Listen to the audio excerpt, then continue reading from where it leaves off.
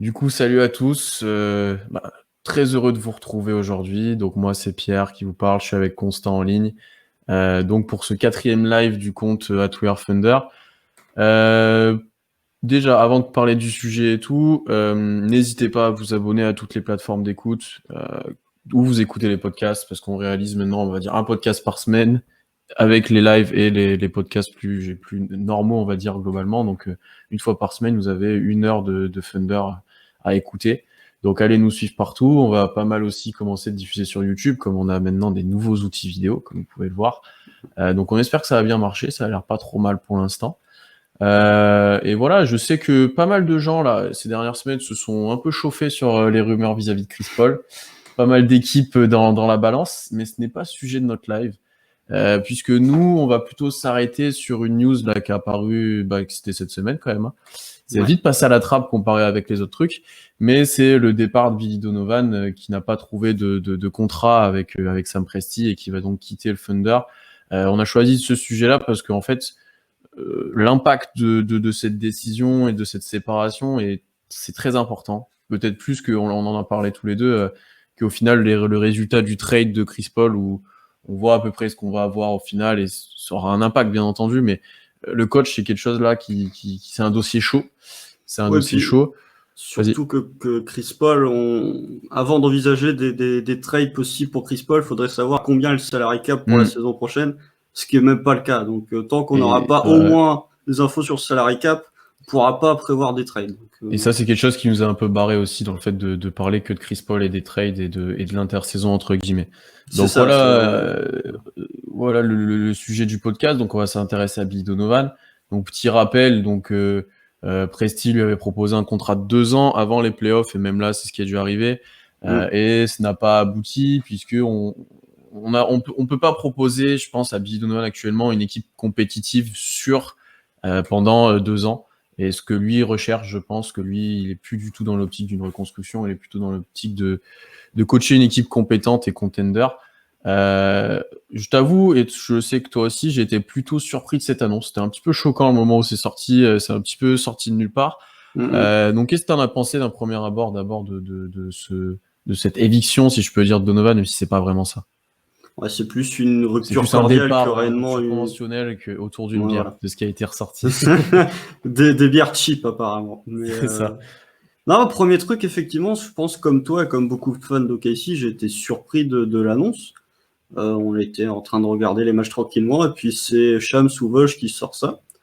Donc dans un premier temps, on se demande pourquoi, qu'est-ce qui s'est passé, est-ce que c'est vraiment le management qui a pas voulu ou est-ce que c'est Billy Donovan qui a préféré partir? Les infos qu'on a actuellement, c'est plutôt une rupture cordiale entre guillemets, puisque je pense que Billy Donovan de son côté a plutôt envie d'aller vers une équipe on the rise ou en tout cas contender. Et il se dit qu'avec la saison qu'il a fait, la réputation qu'il a acquise cette saison, co-coach de l'année selon les coachs NBA, dans le top 3 pour le coach de l'année, etc. Il se dit que il n'aura certainement jamais une cote aussi élevée que ce qu'il a actuellement.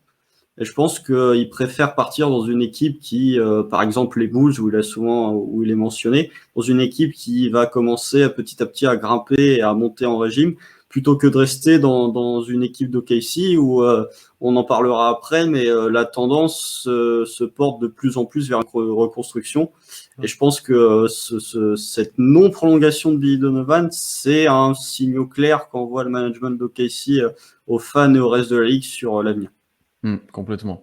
Ouais, on va parler de l'impact un petit peu après, mais surprise, moi, si je dois revenir et je vais rebondir sur une question qu'on a eue là, est-ce qu'on l'aurait prolongé? C'est un dilemme parce que Billy Donovan, on sait, et on va en reparler, il avait des limites flagrantes, notamment en playoff, qui toi comme moi nous ont un peu embêtés, surtout toi d'ailleurs. Mais il y a une chose qu'on ne pourra pas enlever à Billy Donovan, c'est que dans le développement des jeunes et dans leur prise de confiance, etc., il a toujours été plutôt compétent. C'est son passif aussi de coach universitaire qui fait ça. Donc la question ici, elle était de savoir si on avait envie d'avoir Billy Donovan comme coach d'une équipe jeune en reconstruction. Et honnêtement, vu ce qu'il y Bah avait oui. sur le marché à certains moments, vu les demandes aussi des autres équipes, parce qu'il y a pas mal d'équipes qui vont chercher un coach là Mm. sur cette intersaison avec. Alors certes, il y a des candidats, mais il y a pas mal d'équipes qui cherchent. Du Clairement. coup, c'était pas non plus une solution complètement inenvisageable et complètement stupide, loin de là. Puisque globalement, on va faire un petit retour sur sa carrière, mais il a pas fait du mauvais taf à OKC, je suis désolé. Bah, Beaucoup de monde l'a critiqué, mais honnêtement, ça aurait pu être bien pire. On aurait pu tomber sur bien pire, et je pense qu'il va retrouver un poste, peut-être pas rapidement, mais il va retrouver un poste dans les prochaines années en NBA, oh, c'est presque certain. je pense que dès la saison prochaine, il est sur C'est un bon possible. NBA. Mm, Chicago, ils ont l'air d'être bien intéressés. Après, juste le truc qui est un peu ironique, c'est qu'on se sépare de Billy Donovan peut-être l'année, enfin après qu'il ait fait sa meilleure année. Par exemple, il y a ouais. 2 ans, quand il y a le trio avec PG et Melo, il y a beaucoup de gens qui voulaient le voir dégager, il reste. L'année d'après, c'est encore un scandale, son premier tour. Enfin, pas que lui, mais de toute l'équipe, mais c'est un désastre. Beaucoup de gens voulaient le voir dégager, il reste. C'est la saison où il fait sa meilleure saison qui part. Donc c'est un peu Mm. ironique, on va dire. Mais là, je vais réagir aussi là une remarque qu'on a, que c'était le bon moment pour changer. Oui, en partie. C'est aussi là le. Si tout se détruit, en fait, tu peux te dire, ok, on change de coach, on change de cycle en fait au Thunder, parce qu'on pensait que dès cette année, on allait reconstruire et que ça allait être compliqué avec les joueurs et pas mal de jeunes et qu'on n'allait pas être compétitif, mais au final, on l'a été. Donc ouais, ça peut être aussi un bon moment. Je suis assez d'accord. Je préfère que ça soit maintenant que dans 2-3 ans où il y a déjà un noyau qui s'est formé. Euh, Tu vois, moi, je le conçois, ça. Ouais, je le conçois totalement. Je t'ai peut-être pas d'accord. Je vois que tu hoches la tête. Je suis pas convaincu. Je suis pas convaincu que se lancer dans une reconstruction, ça veut dire tout faire péter. C'est vrai. Billy Donovan, on va en parler, mais les choses qu'on lui reprochait, c'était des choses qu'on lui reprochait essentiellement en playoff. Billy Donovan, je pense que là où il nous a déçus, c'était pas en saison régulière, c'était en playoff, parce qu'on voit que c'est un coach qui peut difficilement t'amener à un effectif au titre. Sauf que l'avenir de Casey, on en reparlera, mais de toute façon, c'est pas un spoiler. L'avenir de Casey pendant les 2 ou 3 prochaines années, ça va être une reconstruction. Mm. Et Billy Donovan, l'un de ses principales qualités, c'est justement que, d'où son passé de coach universitaire, c'est quelqu'un qui a énormément, enfin qui donne énormément de confiance aux jeunes et qui a su développer les jeunes et qui sait les mettre en confiance. Donc je me dis que pour un coach juste enfin pour une période de reconstruction, je me dis que Mm. Billy Donovan n'aurait pas été si mauvais que ça, étant Mm. donné que techniquement, enfin on va pas rechercher des victoires pendant ces 2 ou 3 prochaines années. Ce qu'on va chercher, c'est des jeunes qui se développent. Et Billy Donovan était fort dans ce domaine-là. Et c'est un truc qui est aussi devenu très répandu, le fait de tout exploser à cause des Sixers. Et c'était un cas, je vais dire, unique peut-être en NBA, dans l'histoire de la NBA même, parce que au final, on se rend compte qu'il y a très peu d'équipes qui font vraiment tout sauter. T'as les Bulls après Ouais, Jordan. ouais, mais oui, mais on était dans une autre époque et c'était pas du tout le même contexte. C'était, tu vois, Non, parce que non. tu perdais Jordan et tout.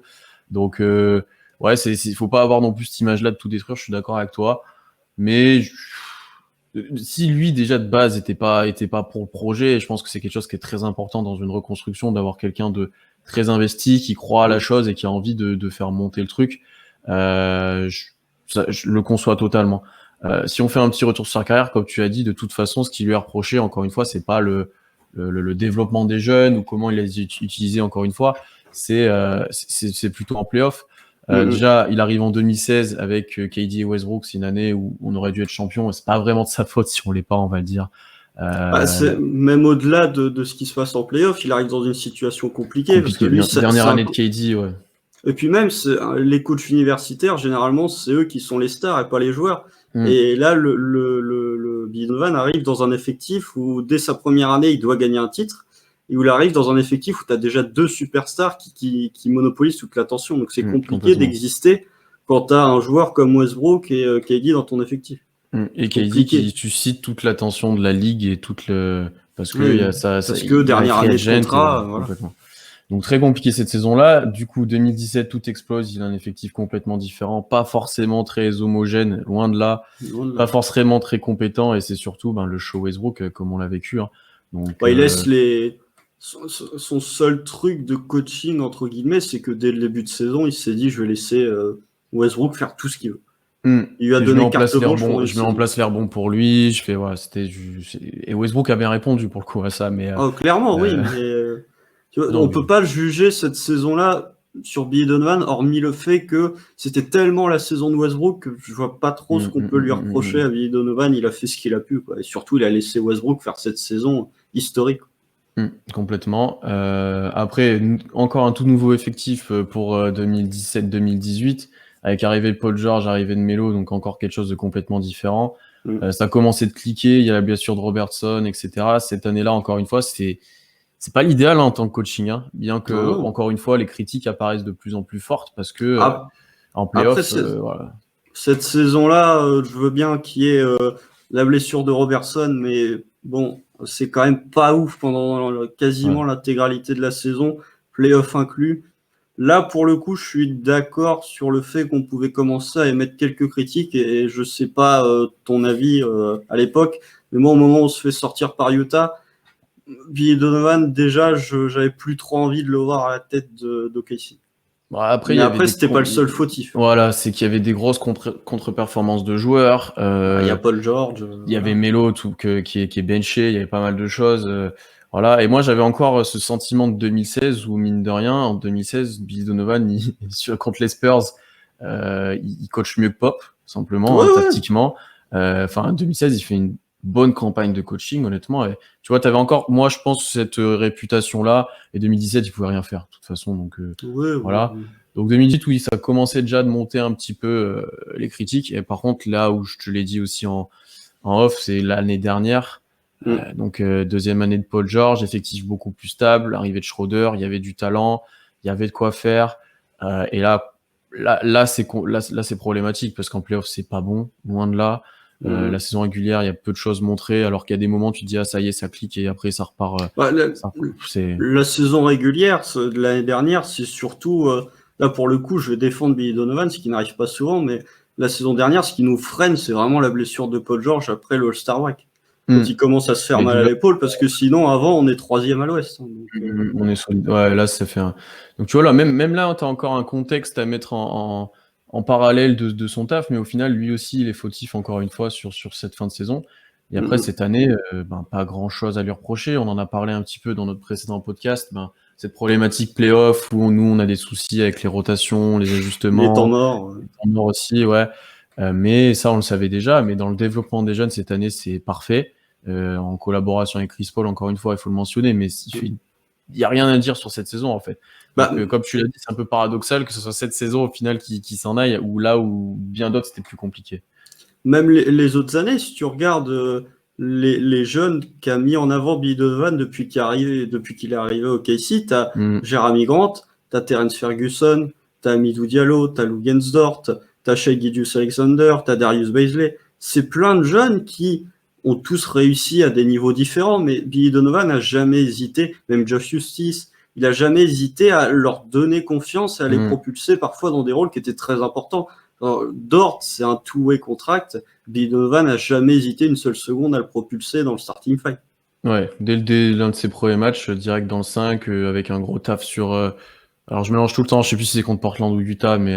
Je crois que c'est Portland le premier match. Parce qu'il prend Mitchell et Lillard et McCollum d'affilée, je sais plus dans quel ordre c'est, mais en gros, dès le début, il a des grosses responsabilités, il est bien utilisé. Donc là-dessus, il a vraiment été bon. Il y a eu du nouveau en attaque par rapport aux années précédentes avec le changement d'effectif.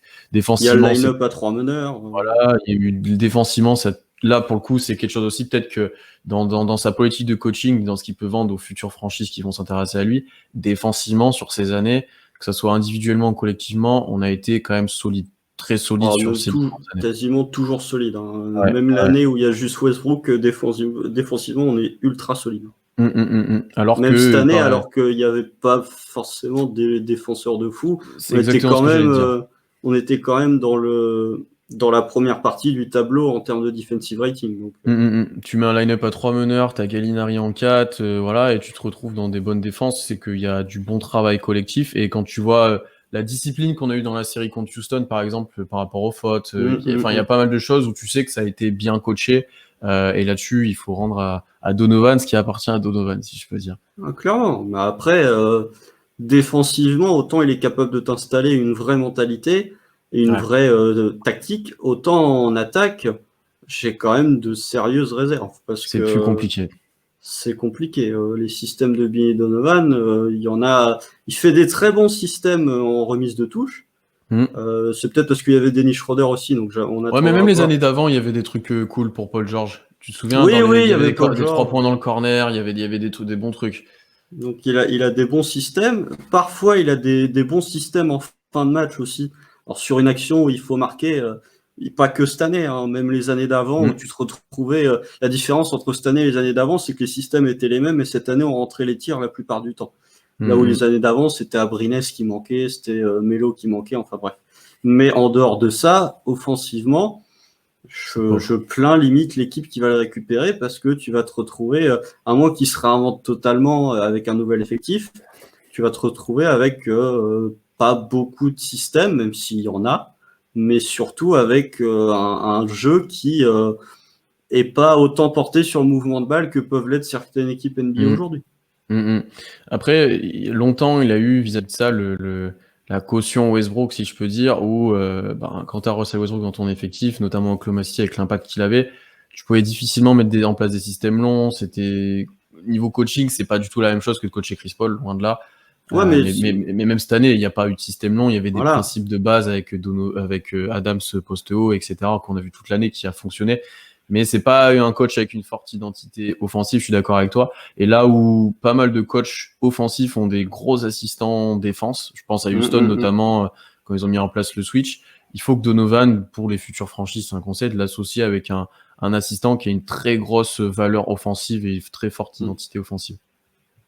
Ouais, je suis d'accord. Mais après, il n'y avait pas que Westbrook non plus, parce que quand tu as Mm. Paul George et Carmelo Anthony dans ton effectif, forcément tu les fais jouer en ISO. Ouais, Donc faut au bout d'un là où moment. c'était un peu plus décevant, c'était cette saison. Même si au final Chris Paul aime bien jouer en ISO, Dennis Schroeder aussi, mais même Danilo Gallinari aussi aime bien jouer en ISO. Mais tu t'aurais pu quand même, s'il y avait vraiment un seul truc à critiquer sur Billy Donovan cette saison, c'est que pendant toute la première partie de la saison régulière, tu avais beaucoup plus de passes, même pas de passes décisives, mais plus de passes. Et je trouve Mhm. que ce système-là, on les a un peu perdus au fur et à mesure que la saison avançait. Ouais, je suis d'accord. Je suis d'accord. Donc, ça sera à voir si c'était problème interne à notre franchise aussi, s'il arrive à changer ça avec son futur poste. Je pense on sera pas dégoûté, mais ça nous fera un petit pincement au cœur s'il se met à faire des choses offensivement qu'il a jamais faites à OKC Après, aussi. s'il se retrouve par exemple à Chicago, tu vois, il peut se retrouver dans une équipe avec beaucoup plus de shooters qu'à C'est OKC. vrai, complètement. Et du coup, il peut peut-être, lui, se réinventer pour faire des systèmes qui vont être plus longs. Et donc, du coup, il peut se retrouver avec un Mm. shooter ouvert. C'est vrai. Mais je pense que s'il y a des fans des Bulls qui nous écoutent, Billy Donovan ne va pas se réinventer non plus. Non. Défensivement, ça restera toujours solide. Offensivement, il y aura toujours des lacunes à combler. Complètement. On va repartir un peu du côté plus OKC maintenant. On a commencé de le dire, ce départ, cette séparation aura un impact fort sur la franchise. Et la première chose, c'est que ça envoie un message un peu clair sur les objectifs à court terme de Presti et du front office d'Oklahoma. L'effectif qu'on a eu cette année, et c'était encore amplifié en plus par les rumeurs de trade avec Chris Paul, par ces messages d'adieu de Gallinari et de Chris Paul, c'est voué à un peu tout exploser, notamment pour les joueurs, on va dire, un peu plus vieux de l'effectif et qui sont désormais établis en NBA, j'ai envie de dire. Donc pour citer Chris Paul beaucoup, Gallinari, peut-être Adams et Schroeder aussi. On risque d'avoir Surtout pas mal Schroeder. on risque d'avoir pas mal de mouvements à cette intersaison et ce départ va que amplifier ce sentiment-là. Ouais, bah, je suis d'accord. Bah, je pense que Sam Presti, il a envoyé un message très clair. Tous les joueurs qui ont plus de 25 ans dans l'effectif sont disponibles. Mm. Je pense que vraiment, il y a 3 intouchables, c'est Shea, Dort et Baisley. C'est vraiment les 3 qui, on peut être sûr qu'on les retrouvera la saison prochaine. Je pense que tout le reste, peut-être Adams dans une moindre mesure, mais c'est plus du fait de son contrat qui est énorme et du fait qu'il n'y a aucune équipe qui voudra le récupérer. Bah, il restera là puisque de toute façon il est free agent dans un an, donc ça sert à rien de le transférer pour récupérer un gros contrat qui ira sur plusieurs années quand tu peux avoir 30 millions de disponibles l'année d'après. Mais je pense que voilà, Chris Paul, que ce soit lui ou la franchise, je pense que les deux savent pertinemment que c'était une belle saison, mais que ça peut pas durer comme ça. Surtout là, vu la valeur de Chris Paul, je pense que sa valeur, elle sera jamais aussi haute que ce qu'elle est actuellement, mais Non. s'il reste une saison de plus. Schroeder, c'est pareil, il a une cote qui est énorme. Il lui reste un an de contrat, donc c'est prendre le risque de le perdre. Voilà, Gallinari va pas rester non plus. Donc vraiment, ça envoie un message fort qui est que tous les joueurs à OKC, tous les vieux joueurs, en tout cas ceux qui sont établis, comme tu as dit en NBA, sont disponibles. Et que là, vraiment, pendant 2-3 ans, et surtout cet été, ce qu'on va rechercher quand on va faire des trades, ce sera vraiment des joueurs dans leur contrat rookie et des tours de draft. Et alors, pour moi, en fait, ça va être un peu une année de transition, une intersaison de transition, où on va peut-être vider petit à petit de notre effectif, que ça soit à l'intersaison, à la deadline ou à la fin de saison prochaine, pour la saison 2021-2022, si je me trompe pas, être pleinement peut-être entouré de jeunes ou peut-être de ce qui fera le futur de la franchise. Et du coup, vis-à-vis du coach, parce que c'est là notre sujet du podcast, c'est que c'est intéressant que dès cette année, s'il y a un nouveau coach, il puisse se faire une idée de lui, ce qu'il veut, par exemple, de Schroeder et d'Adams, qui, comme tu l'as dit, arrive en fin de contrat.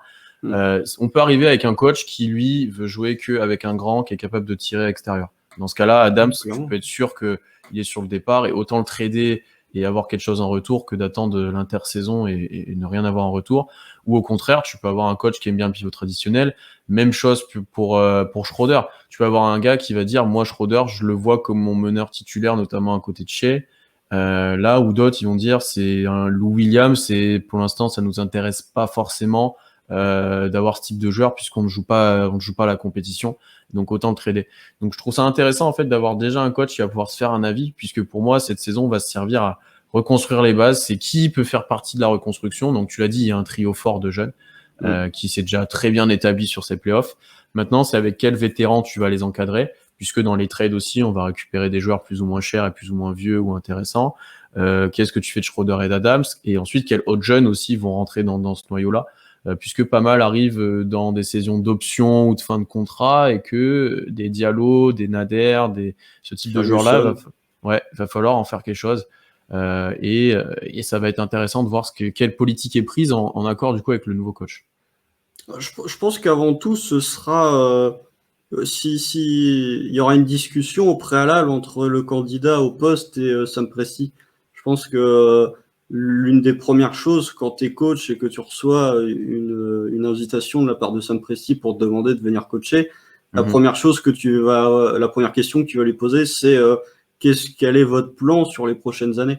Et je pense que le futur de Schroeder, le futur d'Adams, il sera évoqué avant même qu'on annonce le coach. Je pense que ce sera vraiment dans les interviews avant de savoir si on lui donne le poste. Je pense que ce sera vraiment évoqué. Et je pense que d'une manière globale, le coach peut avoir ses décisions. Et c'est toujours bien d'avoir un coach un GM qui signe des joueurs dont le coach veut. Je pense que ce sera quand même Sam Presti qui a une vision globale, je pense, de la reconstruction. Ce sera plus lui qui décidera Schroeder, est-ce que je le garde ou est-ce que je le garde pas, que vraiment le nouveau coach qui, pour moi, sera beaucoup plus, on lui demandera beaucoup plus de former les jeunes plutôt que de réagir et de proposer des solutions en termes de management. Je suis d'accord avec toi. On va en parler d'ailleurs de ce qu'on va attendre du nouveau coach avant de citer des noms. D'ailleurs, c'est pour ça que les questions où on nous demande qu'est-ce qu'on penserait des coachs, on les garde pour plus tard. Donc ouais, je suis d'accord avec toi. Ça peut être bien qu'il soit déjà là, qu'il soit prêt dans le projet reconstruction avec Presti. Presti aura bien sûr la main, mais d'avoir des joueurs que le GM recrute pour faire jouer et que le coach a pas envie de faire jouer, mais que tu dois faire jouer parce que le contrat est gros et que le GM veut, c'est les pires situations et c'est des trucs qui marchent jamais. Donc il faut un travail, comme tu l'as dit, de collaboration entre les deux, c'est plus qu'important. Et là, je vois, on peut peut-être répondre à cette question-là. Est-ce que le trade de CP3 arrivera avant la draft pour que le nouveau coach ait les mains libres? Ça peut être quelque chose d'important, mais honnêtement, vu le calendrier actuel de la fin de saison de la draft et de tout ce qui arrive, ça va être très compliqué que ça arrive avant, je pense. Après, la draft, ça a été repoussé. Donc, ouais. Ouais, mais tu vois, le temps que tout se tasse un petit peu, que tout le monde sorte un peu de la bulle, voilà, que le salary cap sorte, qu'il y ait les différents calculs, qu'il y ait les rumeurs, que ça se mette en place, parce que là, ce sera pas un petit trade non plus. Je suis pas sûr que ça arrive avant la draft, alors que ça pourrait être important, parce que si on obtient si on obtient un premier tour de draft de cette année, ça peut être bien de pouvoir sélectionner le joueur qu'on veut. Après, tout dépend de avec quelle équipe tu feras le trade. Hmm. Si tu fais un trade, par exemple, avec les Knicks, je pense qu'il y aura le pick 8 qui sera dans l'équation. Donc Et là, forcément, c'est ça important. pourrait arriver un peu avant la draft ou le soir de la draft. Hmm. Mais si tu fais ça avec d'autres équipes, je pense que ça arrivera après la draft et que la situation, enfin Chris Paul, c'est un joueur, c'est peut-être le meilleur joueur qui est disponible, enfin qui est capable d'être tradé, qui est dans la liste des transferts, c'est peut-être le meilleur joueur qui est disponible. Si tu considères que pas tout le monde n'est transférable, Non mais oui, qui est vraiment sur la Chris liste. Paul est vraiment susceptible Ouais. d'être tradé. Ouais. Donc c'est peut-être le meilleur joueur actuellement qui est susceptible de vraiment partir contre quelque chose. Ouais. Et je pense que malgré tout, malgré la saison qu'il a fait, il va quand même toucher 41 millions la saison prochaine, 44 dans 2 ans. C'est pas une décision à prendre à la légère pour le management. C'est pas une décision que tu prends en 2 jours, faut réfléchir. Et pour le coup, je pense que ça, plus le salary cap et le fait qu'il va baisser, le fait que ça va peut-être créer des difficultés entre les équipes pour faire matcher les salaires, peut faire que le transfert peut avoir lieu ou peut-être juste avant le début des training camps. 3 points là pour compléter un peu ce que tu as dit. Le premier, c'est que Chris Paul, en plus de son contrat, il vieillit. Alors, il a été en très bonne santé cette année, mais tu n'es pas à l'abri d'une blessure. Et que quand tu accueilles Chris Paul dans ta franchise, que ça soit une franchise où c'est déjà un contender ou alors que c'est une franchise plutôt faible comme les Knicks, ça va changer ta façon de jouer, ça va changer ta politique dans le vestiaire, ça va changer pas mal de choses. Et ça, il faut que tu sois prêt à l'accepter. Ensuite, le coach, quand il va arriver, il sait déjà que Chris Paul sera pas là éternellement, voire pas là du tout la saison. Je pense que dès le début, tu ne l'inclus pas forcément dans tes plans. Là où c'est plus problématique, c'est que tu sais pas ce que tu auras en retour. Donc tu sais pas qui tu vas devoir par contre inclure dans les tiens. Voilà, que ce soit un trade avec Milwaukee, que ce soit un trade avec les Knicks, que ce soit avec le trade avec Philly. T'as pas du tout les mêmes joueurs qui vont arriver en place.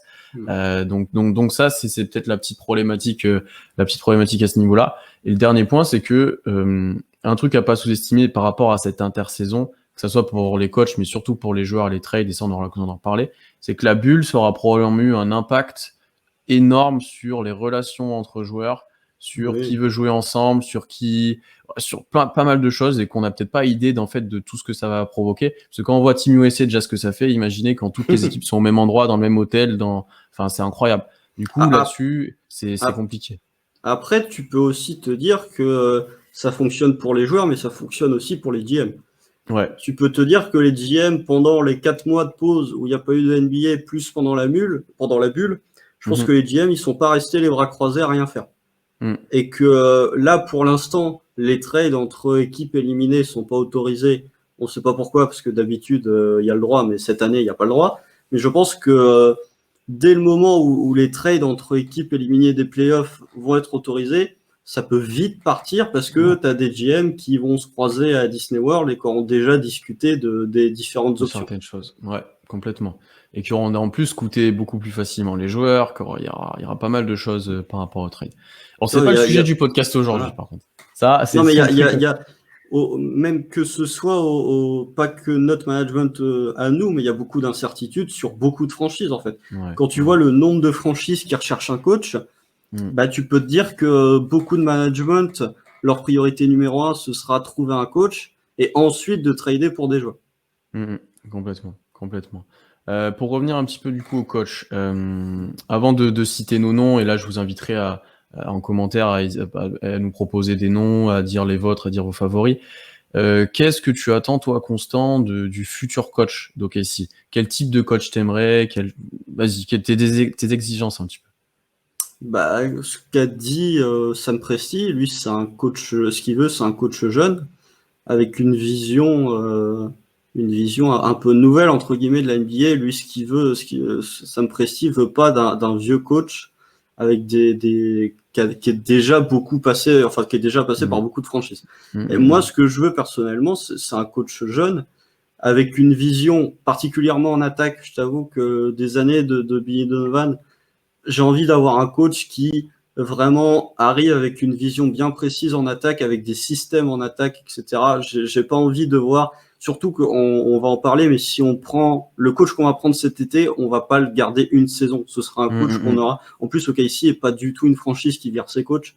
Donc ce sera un coach qu'on aura sur 2, 3, voire 4 ans. Donc vraiment un coach qui arrive avec des bases solides en attaque et avec quelque chose qui propose vraiment d'intéressant. Et ensuite, le deuxième point, qui est le point pour moi le plus important, c'est un vrai players development. Un coach qui a une relation très saine avec les jeunes, qui a pas peur de leur donner du temps de jeu, qui a pas peur de tester des jeunes, qui a pas peur parfois de leur taper sur les doigts quand ça va pas, mais qui est toujours dans le soutien, qui est toujours voilà quoi. C'est pas un coach qui si on a un effectif par exemple cet été qui sera un peu bâtard dans le sens où avec les trades tu peux te retrouver avec des vétérans, des jeunes, etc. Je préfère avoir un coach qui va pas du tout faire jouer les vétérans, quitte à faire jouer des jeunes beaucoup. Donc c'est vraiment ce que je demande, c'est un coach qui va vraiment développer une relation forte et importante avec nos jeunes qui va leur permettre de se développer. Ça et une vision en attaque parce que tu peux pas en NBA mal attaquer et espérer gagner quelque chose. Non, je te rejoins sur plusieurs points, hein, mais ça, je pense que c'est évident pour la plupart des fans. En plus, pour ajouter par rapport à Presti, il veut quelqu'un du coup qui sera passionné par le projet, donc c'est forcément quelqu'un de nouveau, comme tu l'as dit, quelqu'un qui s'investira dans l'Oklahoma. Je pense que c'est important vis-à-vis du marché qui est Oklahoma, vis-à-vis de comment aussi fonctionne la franchise depuis quelques années. Tu as besoin de quelqu'un qui est investi et qui est pas juste là pour se montrer ou pour voilà. Ça c'est évident. Donc bien sûr, le côté développement des joueurs, c'est un aspect primordial. Donc ça peut se faire aussi via des assistants avec qui il sera associé, hein. Mais c'est un tout où tu dois permettre, comme cette année, de développer des joueurs, de leur donner leur chance. Et ça, c'est un truc que tu m'as dit en off, mais si cette année, tu as donné la confiance à des joueurs comme Bazley et que l'année prochaine, ils ont moins de confiance, ils ont moins de rôle et tout, leur développement, il en sera qu'affecté et ça risque d'être plutôt négatif. Donc ça, c'est très important de dès l'arrivée du nouveau coach, qui prenne en compte ça et qui permette ce développement-là. Offensivement, vas-y. C'est surtout, excuse-moi de te couper, mais puisque là tu parles des jeunes, c'est le point que j'évoquais en off, c'est que même pour les jeunes, un changement de coach, c'est pas rien. C'est pas rien, surtout quand t'es rookie. Dort et Bazley, ils ont passé leur saison 1 avec Billy Donovan en coach, et en saison 2, en saison sophomore, là où tu peux vraiment progresser entre ta saison rookie et ta saison sophomore, tu vas te retrouver avec un coach qui aura peut-être pas les mêmes attentes vis-à-vis de toi, avec qui tu n'auras peut-être pas la même relation. Tu n'auras plus Chris Paul qui sera un substitut du coach et qui pourra te former. Donc quand c'est un joueur comme Shea qui a déjà vécu un changement de coach, qui a déjà vécu un transfert, un changement d'organisation, je m'inquiète pas trop. Quand c'est des rookies comme Dort ou Bazley, Dort, il doit beaucoup de choses à Billy Donovan. C'est lui qui l'a mis dans le starting five, comme je l'ai dit. Est-ce que si tu prends un nouveau coach, il fera autant confiance à Dort? Je sais pas. C'est vraiment le choix du coach sera capital, bien plus que les joueurs qu'on pourra récupérer pendant cette intersaison. Donc ensuite, je te rejoins sur l'aspect offensif où on a besoin de voir autre chose à OKC. On a eu trop de saisons basées sur des ISO, je pense qu'il y a besoin de voir autre chose. Je dis pas de jouer comme les Spurs ou de jouer comme les Warriors, voilà, mais de voir autre chose offensivement de ce qu'on a vu jusqu'à maintenant. Et moi, j'aimerais quelque chose basé un peu plus sur de l'intelligence dans le jeu plutôt que des ISO et des choses comme ça. Regarde ce que fait Boston. Je vais pas citer Miami parce que Miami, c'est fou. Mais ce que fait Boston, c'est pas non plus des systèmes incroyables. Enfin, je veux dire, il n'y a pas... à chaque fois que Boston marque un panier, tu dis pas « Waouh, quel système de ouf !» Mais c'est toujours très intelligent. Parfois, tu as des systèmes qui vont être un peu plus complexes, mais ton fond de jeu, le fond de jeu des Celtics est toujours très bon. Même si c'est pas des systèmes incroyables. Et ça te maximise tous tes joueurs. Ça, c'est quelque chose qui est important pour moi. Ça implique tous tes joueurs. Voilà, complètement. Et voilà, en fait, tu as vite fait le tour des exigences que tu peux avoir. C'est quelqu'un qui développe les jeunes. Moi, après, j'aimerais aussi quelqu'un qui tente des choses.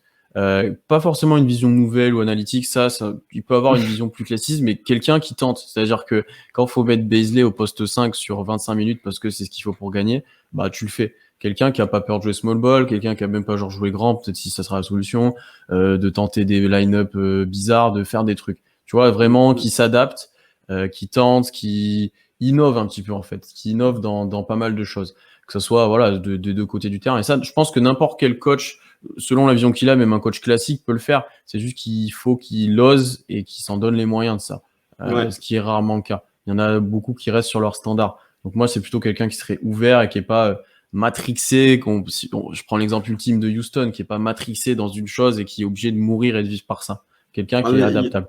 Houston, c'est un cas différent, puisque même ton GM est matrixé par ça. Donc, et ton effectif, du coup, et tout ce qui va avec. Voilà. J'ai pas envie qu'on tombe là-dedans à OKC, par exemple. C'est quelque chose, moi, qui est intéressant à vivre, je pense, mais qui peut être très frustrant, mais qui est intéressant de voir, parce que c'est quelque chose de poussé à l'extrême.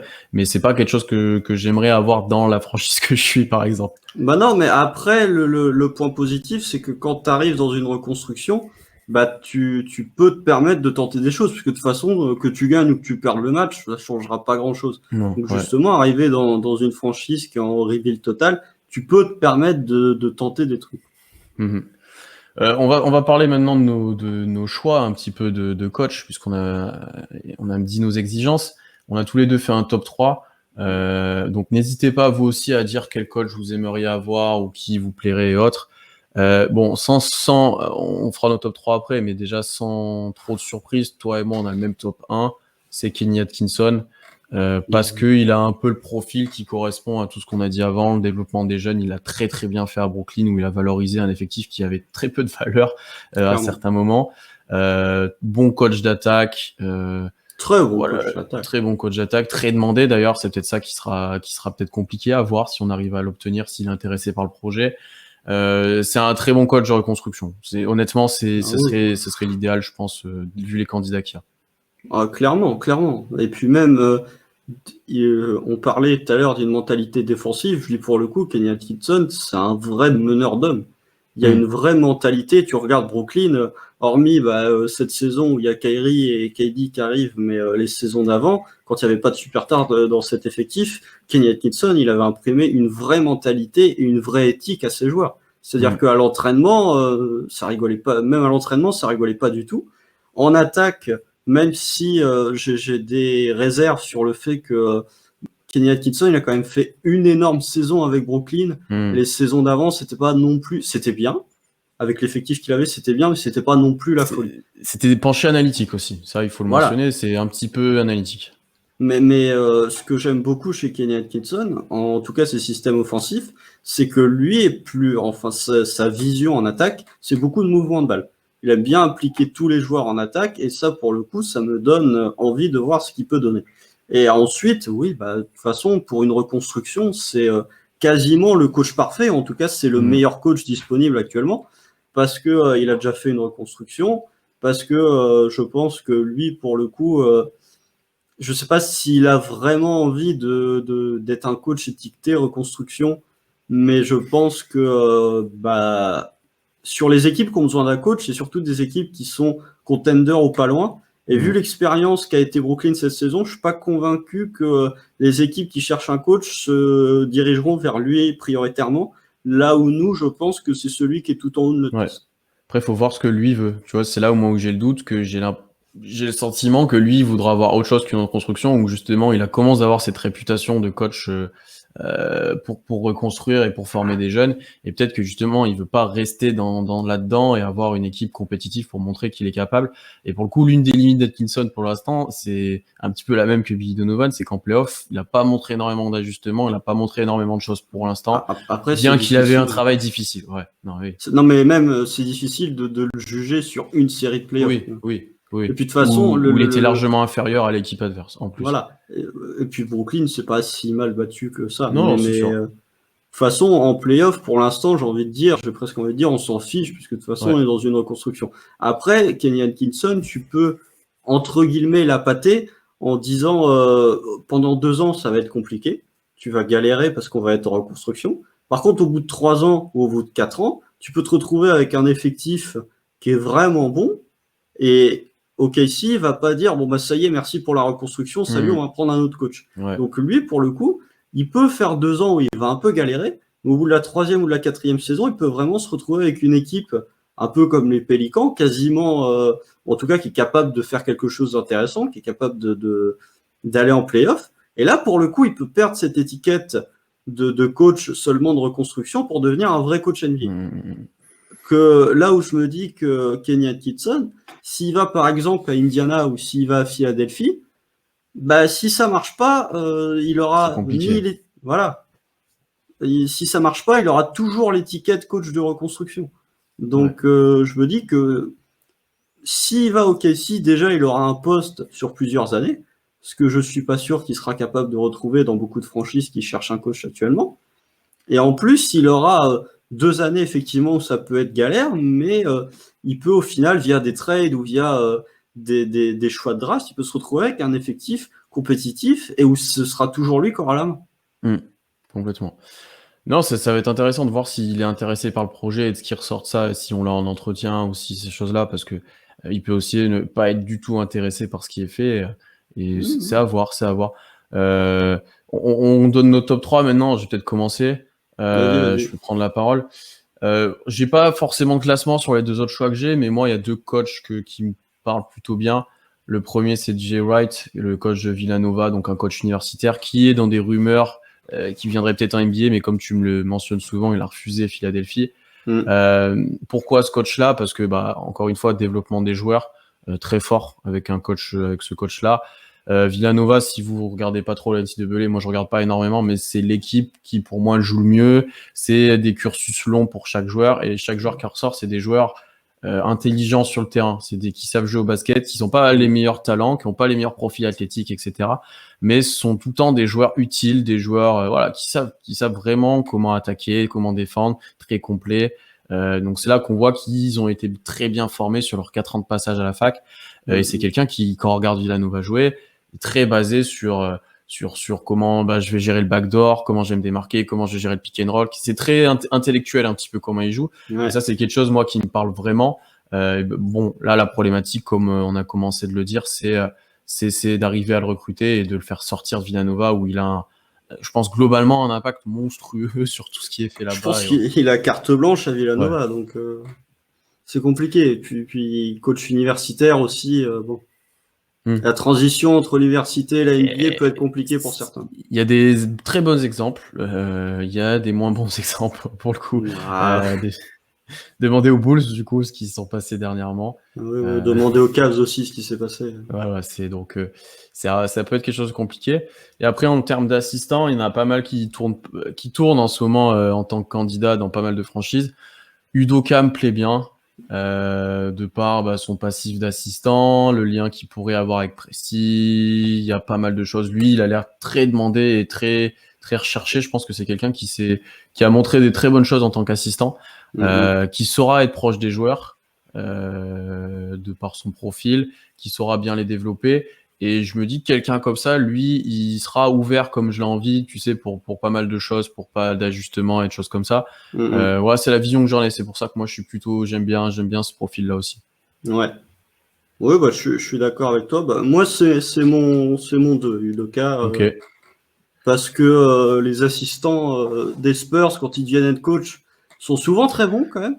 Très souvent. Que ce soit Budenholzer, même Borrego à Charlotte, il fait un taf qui est vraiment pas mauvais. Donc voilà. Après, assistant à Philly, le point positif, c'est que Philly va prendre un nouveau coach. Donc forcément, peut-être qu'au niveau des assistants coach, ça va tourner et que lui peut se retrouver disponible. Je vois pas. En fait, ce que j'aime bien chez Udoka, c'est que au-delà du fait que c'est un ancien assistant de Pop, ce que j'aime bien et ce qui me fait le mettre en 2, c'est que c'est un assistant qui a de la valeur. On le voit souvent, Indiana, quand ils ont révélé leur shortlist où il y a 12 personnes, donc est-ce que c'est vraiment une shortlist? Mais bref, Udoka était dedans. Mais c'est un quelqu'un qui a de la valeur, mais qui a pas trop de valeur pour être courtisé par d'autres équipes. Tu vois, l'exemple, je pense qu'il y a beaucoup de gens qui y pensent, c'est Becky Hammond, une autre assistante de Pop. Pour le coup, je pense qu'elle a trop de valeur pour pouvoir être intéressée par le poste de Casey. Je pense qu'il y a des équipes qui vont lui proposer ou en tout cas qui vont vraiment la placer au-dessus du Doka dans leur liste de coachs à recruter. Ouais, parce que ça, on le sait aussi, il y a tout l'aspect médiatique que ça aura, bien entendu, comme ça Oui, sera mais la même première femme head coach.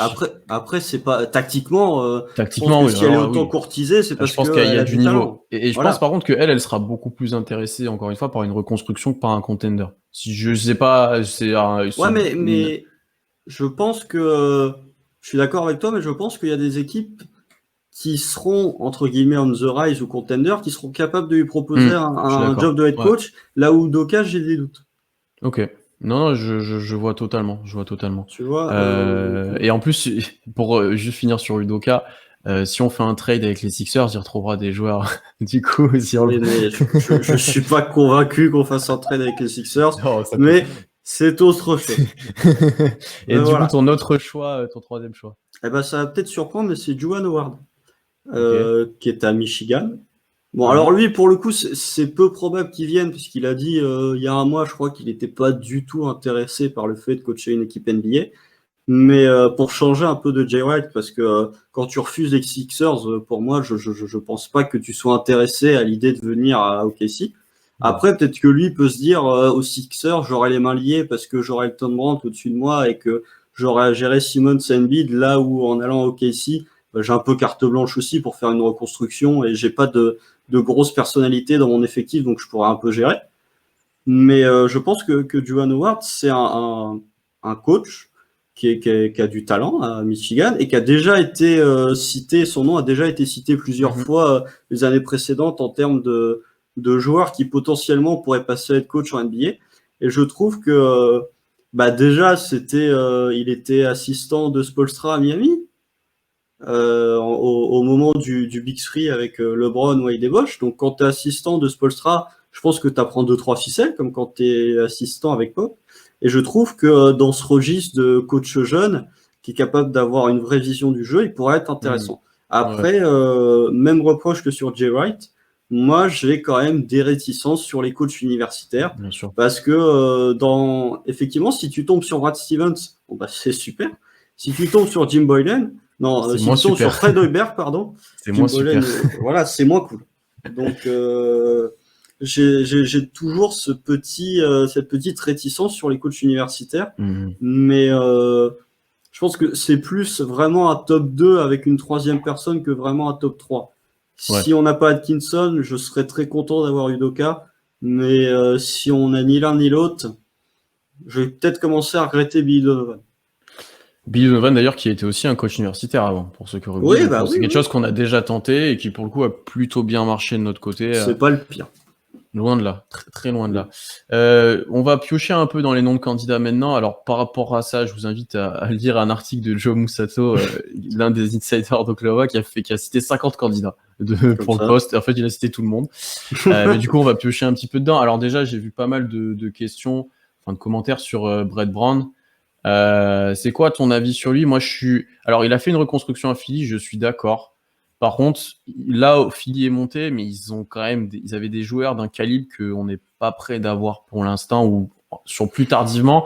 Et en fait, cette reconstruction, elle s'est basée sur le fait que tu as Embiid, tu as reçu Simmons, et je suis pas spécialement convaincu au final par ce qui a été mis en place offensivement. Alors défensivement, oui, mais offensivement, je suis Bah, il pas avait matière convaincu. aussi Ouais, défensivement. complètement. Mais offensivement, je suis pas convaincu. Et au final, dans le développement des joueurs, il y a eu quand même quelques ratés. Si tu enlèves Embiid et Simmons, au final, est-ce qu'ils ont développé tant de jeunes que ça? Je suis pas si sûr. Hein. Bah, Robert Covington, quand même. Ouais, si. Ouais, oui. C'est un nom drafté. Bon. Ouais. C'est oui, j'avais oublié, mais oui, Robert celui-là. Covington et Dario Saric, les deux, quand même, se sont bien épanouis à Philly. Hein. Après, Saric, il draftait pas excessivement haut, mais c'était un top prospect européen depuis pas mal d'années. Hein. C'était un Oui, peu. mais des top prospects européens, Ah, il y en t'en a as qui combien ratent. Hein. planté? Il y en a combien planté? Tu vois, Saric, je crois, il fait 2 ans en Europe à partir du moment où il est drafté. Il reste encore 2 ans en Europe. Je pense qu'au moment où il arrive en NBA, tu devais pas en avoir beaucoup qui croyaient encore en lui. Ouais, je comprends. Ouais. Non, je suis Mais peut-être dur avec Brown, mais j'ai pas. bah, je suis d'accord avec toi. En fait, le problème que j'ai avec Brett Brown, c'est pas tant tactiquement, c'est surtout dans la relation qu'il pourrait avoir avec Sam Presti. Je Mhm. suis pas convaincu que Brett Brown soit un coach qui se plie vraiment à ton GM. Je pense que lui, c'est plutôt quelqu'un qui a une forte personnalité. On l'a vu l'année dernière apparemment, il y a quelques histoires avec Jimmy Butler.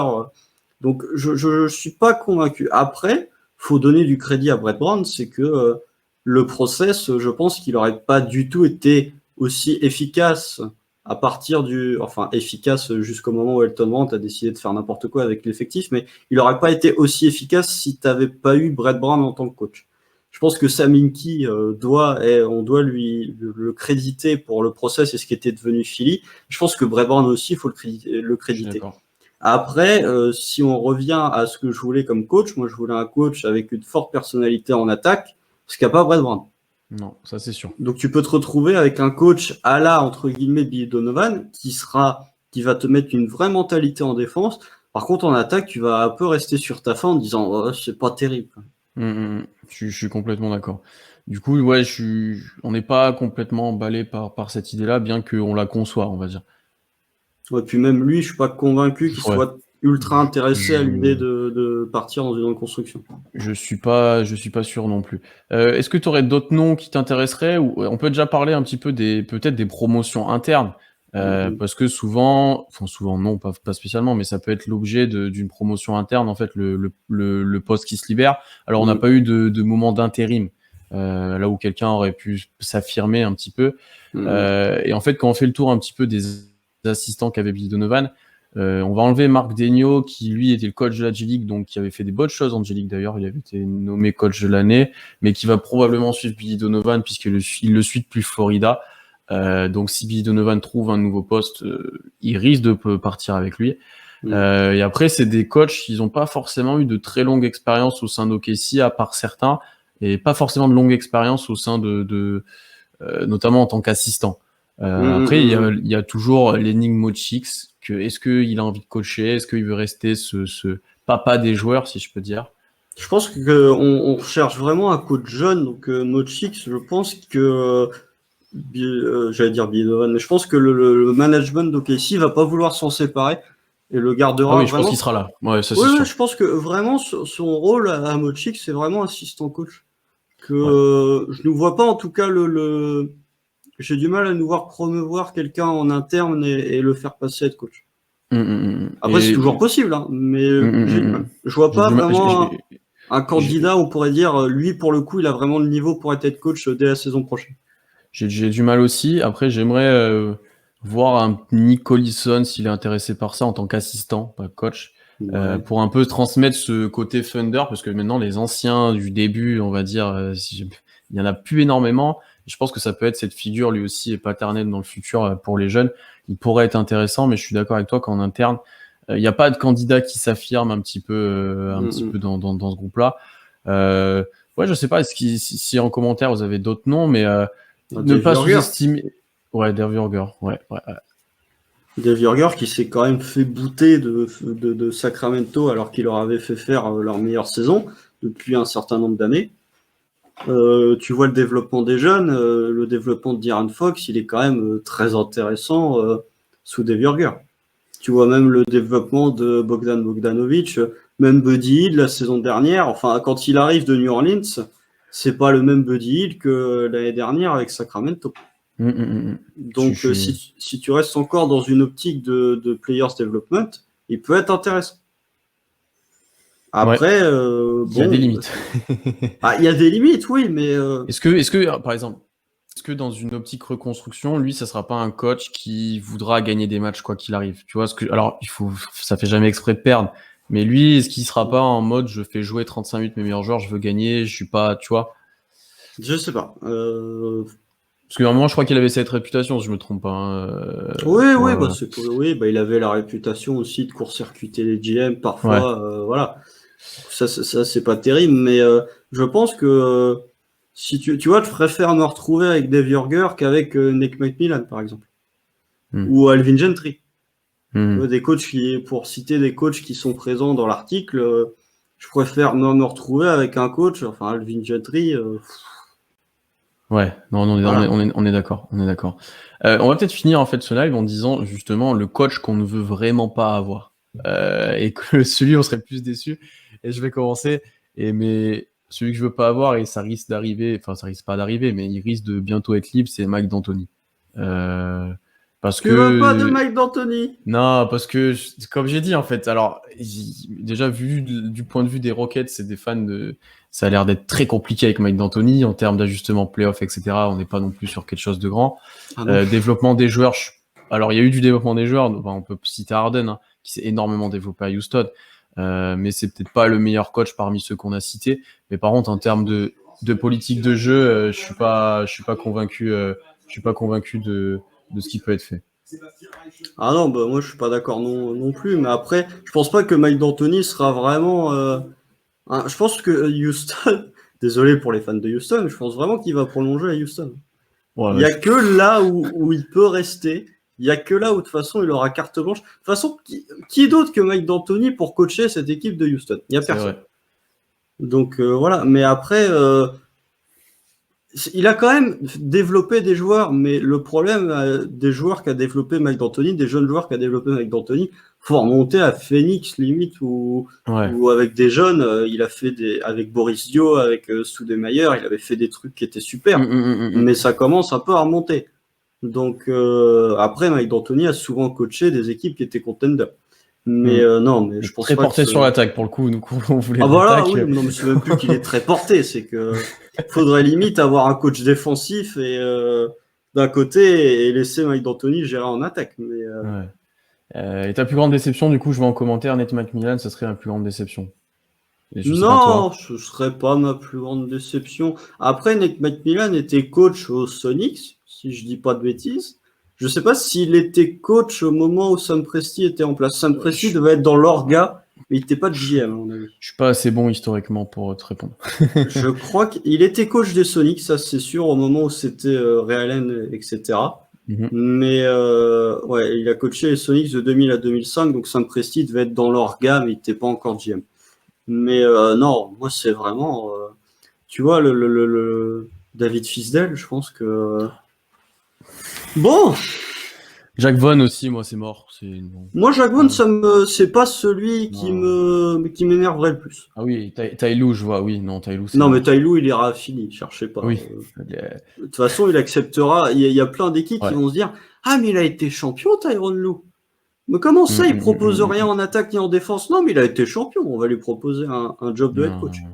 Que Fisdale, c'est vraiment le coach qui peut être attiré par une reconstruction, qui a fait n'importe quoi à New York. Ouais. Et vraiment, si tu trouves qui propose rien en attaque, qui propose rien en défense. Après, il y avait la période où il était coach à Memphis, c'était bien. Mais c'était pas du tout la même équipe que ce qu'il y a actuellement.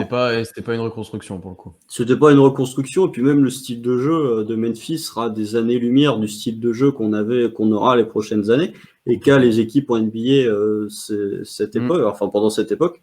Mais vraiment, j'ai pas envie de voir Fisdale, j'ai pas envie de voir Alvin Gentry. Vraiment un coach jeune, un coach qui n'est pas déjà passé par 5 franchises NBA. Je rajouterais moi Jason Kidd. Je serais pas immensément déçu, mais je suis pas fan. Je pense pas qu'on ira vers Jason. Mais je pense pas qu'on ira, mais j'ai du mal. Et ben voilà, je pense qu'on a fait pas mal le tour de la question. Ça fait presque 1 heure, donc pour une fois, on va éviter de passer les 1h10 de live. On va rester tranquille. On va se tenir bien sûr informé d'abord de cette recherche de coach qui risque de s'intensifier petit à petit, notamment avec la fin de saison qui arrive, et bien sûr, on n'a pas parlé aujourd'hui, mais des trades qui s'amplifient, des rumeurs, on fera un gros live intersaison à partir du moment où on aura le salary cap. C'est exactement. Quand on aura le salary cap, bien sûr, on réagira s'il y a trade, bien sûr, bien entendu. Ah bah s'il y a trade, oui. Mais de toute façon, je pense pas qu'il y aura trade avant d'avoir des infos sur le salary cap. Non. Et là, il y a trop de non-informations, trop de rumeurs différentes pour qu'on puisse s'y attarder. Et donc, merci à tous ceux qui ont suivi le live. J'espère que ça vous a plu. Le live sera bien sûr disponible en replay très vite, en vidéo et un peu plus tard en audio. Donc, je vous rappelle, abonnez-vous partout pour nous suivre, de plus en plus de contenu. On a passé les 5000 abonnés. Et d'ailleurs, on a fait un petit jeu concours pour gagner une casquette du Thunder, donc n'hésitez pas à aller RT pour essayer de gagner la casquette. Vous êtes de plus nombreux à nous suivre, du coup c'est cool, on continue de grandir petit à petit, on vous proposera toujours plus de choses. Et du coup, bonne intersaison à tout le monde, puisque désormais, OKC est éliminé. Voilà, c'est malheureusement comme Houston maintenant. Est-ce qu'on aurait fait mieux? On n'aurait pas fait spécialement mieux qu'eux, je pense, face aux Lakers, on va être honnête. Hein. Au niveau du score final de la série, je pense pas. Au niveau du contenu... Le score des matchs, peut-être. Ah oui. Je pense que jamais on aurait pris ce qu'ont pris les Rockets cette nuit. Mais bon, après, juste pour conclure, et vu que tu parles des Rockets, qui aurait pu dire il y a un an qu'OKC se retrouverait dans une meilleure situation que Houston? Ouais, complètement. Parce que là, Houston, c'est même plus qu'ils se sont bloqués, c'est qu'ils peuvent plus rien faire. C'est assez compliqué pour eux. Donc on est un peu pas en position de force, mais on a une très bonne situation. On peut commencer de reconstruire. Ça va être très intéressant à suivre. Donc on va le suivre tous ensemble. On va vous proposer pas mal de choses pour ça. Donc et voilà, n'hésitez pas à interagir avec nous comme d'habitude. Et à très vite, à très bientôt. Salut.